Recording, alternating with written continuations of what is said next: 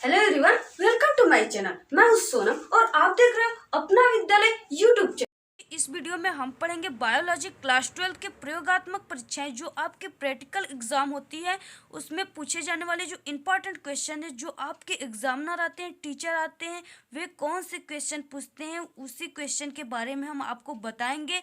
तो आप इस वीडियो को अंत तक देखिए। तो यहाँ पे प्रयोगात्मक परीक्षाएं वाइवा ठीक है, मौखिक परीक्षाओं में पूछे जाने वाले प्रश्न क्वेश्चन के बारे में हम बात करेंगे। ये हमारा सब्जेक्ट है बायोलॉजी क्लास 12। तो यहाँ पे जो हम सबसे पहले हम ये जानेंगे कि बायोलॉजी अर्थात जीव विज्ञान किसे कहते हैं। ठीक है, तो जीव विज्ञान किसे कहते हैं? ऐसा विज्ञान जिसके अंतर्गत हम जीवों का अध्ययन करते हैं उसे जीव विज्ञान कहते हैं। ठीक है, फिर उसके बाद जो हमारा नेक्स्ट क्वेश्चन है जो बहुत इंपॉर्टेंट है, वेरी इंपॉर्टेंट है, जो आपके बोर्ड ठीक है एग्जामिनर के द्वारा पूछे जाएंगे, क्वेश्चन कंफर्म है, आप इसको बिल्कुल तैयार कर लीजिए। वो है जीव विज्ञान का पिता किसे कहा जाता है या जीव विज्ञान का जनक किसे कहा जाता है। तो इसमें हमारा आंसर जो है वो जीव विज्ञान के जनक अरस्तु को कहे जाते हैं। ठीक है, आप इसको बिल्कुल तैयार कर लीजिए। फिर उसके बाद हमारा नेक्स्ट और वेरी इंपॉर्टेंट क्वेश्चन है वो है ठीक है जीवन का भौतिक आधार है। तो जीवन का जो भौतिक आधार है वो क्या है? जीव द्रव्य। ठीक है, जीव द्रव्य क्या है? जीवन का भौतिक आधार है। आप इसे बिल्कुल तैयार कर लीजिए, ये आपके एग्जामिनर के द्वारा जरूर पूछे जाएंगे। फिर उसके बाद जो है वो क्वेश्चन है वेरी इंपॉर्टेंट है, सर्वप्रथम कोशिका का पता किसने लगाया था? ठीक है, तो सर्वप्रथम कोशिका का पता रॉबर्ट हुक ने 1665 ईस्वी में लगाए थे। तो यहाँ पे ये भी क्वेश्चन उठता है कि कोशिका कितने प्रकार की होती है? कोशिका दो प्रकार की होती है, प्रोकैरियोटिक और यूकैरियोटिक। ठीक है, तो आपको इसको भी याद रखना है। फिर उसके बाद हमारा नेक्स्ट क्वेश्चन है आधुनिक मानव को जंतु के किस वर्ग में रखा गया है? ठीक है, तो इसको प्राइमेटर्स, ठीक है, प्राइमेटर्स में रखा गया है। आधुनिक मानव को जंतु के किस वर्ग में रखा गया है? तो प्राइमेटर्स। ये आपसे क्वेश्चन पूछे जाएंगे क्योंकि ये आपके क्लास 12 के हैं और आपके ये क्लास 11th के भी हैं। तो आप इसको बिल्कुल, जितने भी हमने क्वेश्चन किया, बिल्कुल हमारे कई सालों से एक्सपीरियंस है कि यही क्वेश्चन पूछे जाते हैं और ठीक है सभी लोग पूछते हैं यही क्वेश्चन। आप इसको बिल्कुल तैयार कर लीजिए ये। ठीक है, और इम्पॉर्टेंट और सारे हैं। और इससे पहले हम आपको एक ज़रूरी बात बता दें कि आप ठीक है आप अगर जो भी अपने चार्ट पर मॉडल पे जो भी ठीक है बना रखे हैं, आप चार्ट पे जो भी फिगर बना रखे हैं बायोलॉजी से संबंधित, जैसे हो गए HIV वायरस की फिगर को आप बना रखे हैं या DNA, ठीक है, इन सभी चीज़ों को आप बना रखे हैं, तो सबसे पहले आप जो टॉपिक बनाए हैं उसकी संपूर्ण जानकारी आपको होनी चाहिए। ठीक है, जैसे DNA का फुल नेम हो गया, DNA का कार्य हो गया, DNA की खोज किसने की थी, HIV का खोज किसने किया था, HIV की फुल नेम। ठीक है, ये सब आपको सभी चीज़ों को याद रहना चाहिए। और उसके अलावा जो आपके प्रोजेक्ट, ठीक है, प्रैक्टिकल की प्रोजेक्ट बनती है उसमें से भी आपके क्वेश्चन पूछे जाते हैं। तो यही सब क्वेश्चनों की प्रोजेक्ट बनाई जाती है। तो ये जो क्वेश्चन हम बता रहे हैं आप इसको भी तैयार बिल्कुल अच्छी तरह कर लीजिए। और हमने बताया जो चार्ट और मॉडल में आप बना रखे हैं उसको भी तैयार कर लीजिए। ठीक है, आपको हमारे इस मीनिंग अपना विद्यालय यूट्यूब चैनल पर लगभग DNA के कई वीडियो को बनाया गया है और उसमें DNA की संपूर्ण जानकारी को बताया गया है, आप वहां से जाकर देख सकते हैं। इस वीडियो में हम DNA के बारे में उतनी डिस्कस नहीं करेंगे क्योंकि वीडियो ज़्यादा लंबी हो जाएगी। तो फिर उसके बाद ठीक है प्राइमेटर्स हो गए। फिर उसके बाद हमारा जो नेक्स्ट क्वेश्चन है वो है किस ग्रंथि को मास्टर ग्रंथि कहा जाता है? किस ग्रंथि को मास्टर ग्रंथि कहा जाता है? बहुत इंपॉर्टेंट है, आप इसको बिल्कुल रट लीजिए, समझ लीजिए। तो पिट्यूटरी, ठीक है, पिट्यूटरी ग्रंथि को मास्टर ग्रंथि कहते हैं या इसे पीयूष ग्रंथि भी कहते हैं, जो आपके मस्तिष्क में पाए जाते हैं। ठीक है, मानव के मस्तिष्क में पाए जाते हैं। फिर उसके बाद हमारा नेक्स्ट क्वेश्चन है किस रक्त समूह को सर्वदाता कहा जाता है? तो सर्वदाता किसे कहते हैं? ओ को कहते हैं। ठीक है, ओ को सर्वदाता कहते हैं। अगर यहाँ पे सर्वग्राही पूछा जाए तो AB को क्या कहते हैं? सर्वग्राही कहते हैं। फिर उसके बाद हमारा नेक्स्ट क्वेश्चन है वायरस से फैलने वाला रोग है। तो वायरस से एड्स फैलता है, चेचक, खसरा, और आपकी एक नई बीमारी आ गई है जो है कोरोना। ठीक है, ये भी वायरस से फैलती है, इसको भी आप याद रखिए, ये आपसे ज़रूर क्वेश्चन पूछे जाएंगे। बिल्कुल आप इन सभी क्वेश्चनों को तैयार कर लीजिए। ठीक है, इस वीडियो में हम आपको बायोलॉजी क्लास 12 का बता रहे हैं। अगर आपको क्लास ट्वेल्थ का ही केमिस्ट्री के, ठीक है, केमिस्ट्री और फिजिक्स के जो आपके प्रैक्टिकल वाइवा में पूछे जाने वाले क्वेश्चन आपको चाहिए तो आप हमारे अपना विद्यालय यूट्यूब चैनल पर जाइए। वहाँ से आपको केमिस्ट्री और फिजिक्स के प्रैक्टिकल के वीडियो को अपलोड कर दिया गया है। वहाँ से आप जाकर देखकर अपनी केमिस्ट्री और फिजिक्स की फुल तैयारी कर सकते हैं प्रैक्टिकल की, ठीक है। और आपको बोर्ड एग्जाम से भी रिलेटेड कई इंपॉर्टेंट क्वेश्चन और इम्पॉर्टेंट प्रश्न को ठीक है, अपलोड कर दिया गया है हमारे अपना विद्यालय यूट्यूब चैनल पर। वहाँ से आप जाकर देख सकते हैं। फिर हमारी नेक्स्ट क्वेश्चन है, वनस्पति विज्ञान का पिता कहा जाता है, ठीक है। पहले आप जीव विज्ञान के पिता को पढ़े अरस्तु, अब यहाँ पे वनस्पति विज्ञान के पिता को पूछा जा रहा है, ठीक है। तो थियोफ्रेटस क्या है? थियोफ्रेटस हैं वनस्पति विज्ञान के जनक या पिता कहेंगे। फिर उसके बाद हमारा नेक्स्ट क्वेश्चन है, HIV का फुल नेम है, ठीक है। ये आपसे जरूर क्वेश्चन पूछा जाएगा अगर आप बनाए हैं HIV वायरस का फिगर या नहीं बनाए, आपसे ये क्वेश्चन जरूर पूछा जाएगा।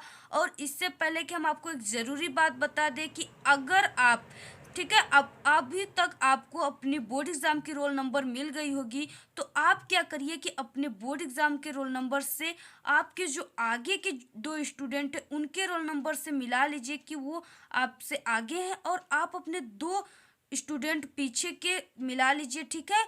और उन, क्योंकि जो वाइवा होता है वो 4-4 लोगों की ग्रुप बनाकर होती है, तो वहाँ पे आप लोग क्या करिए कि जो आपके जो आगे के 2 स्टूडेंट हैं और 2 पीछे के, उनको भी वो आप वही चीज़ बनाने के लिए कहिए जो आप बनाए चार्ट पे। क्योंकि अगर आप कुछ और बनाए हैं और आपके आगे का जो रोल नंबर 2 रोल नंबर आपसे आगे है स्टूडेंट, वो अगर कुछ और बनाया तो उसके चार्ट को लिया जाएगा, ठीक है, ओपन करेंगे टीचर, तो उसमें से अगर क्वेश्चन पूछ दिए जाएंगे, जैसे वो आप बनाए HIV और वो DNA बनाया है, ठीक है, तो अगर आप HIV बनाया अगर उसके DNA से आपसे क्वेश्चन पूछ दिया जाए तो आपको याद है तो अच्छी बात है, अगर नहीं याद है तो आप उसके क्वेश्चन का आंसर नहीं दे पाओगे तो आपको 30 नंबर थ्योरी में नहीं मिलेंगे। तो इसलिए आप क्या करो कि अब 4-4 लोगों की ग्रुप बनाकर होती है वाइवा, तो आप अपने आगे के 2 स्टूडेंटों को, ठीक है, वही बनाने के लिए कहिए जो आप बनाओगे, और अपने 2 पीछे के स्टूडेंटों को, ठीक है। तो इसको आप ध्यान से, ठीक है, समझ गए।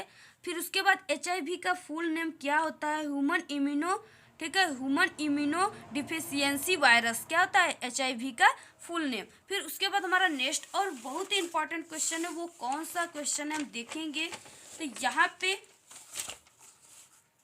ठीक है, फिर हमारा नेक्स्ट और इम्पॉर्टेंट क्वेश्चन है वो है एड्स। एड्स का फुल नेम क्या होता है? ये हमारा नेक्स्ट क्वेश्चन है। तो एड्स का जो फुल नेम होता है वो होता है एक्वायर्ड, ठीक है, इम्यूनोडिफिशियंसी सिंड्रोम। ये क्या है? रॉन्ग है।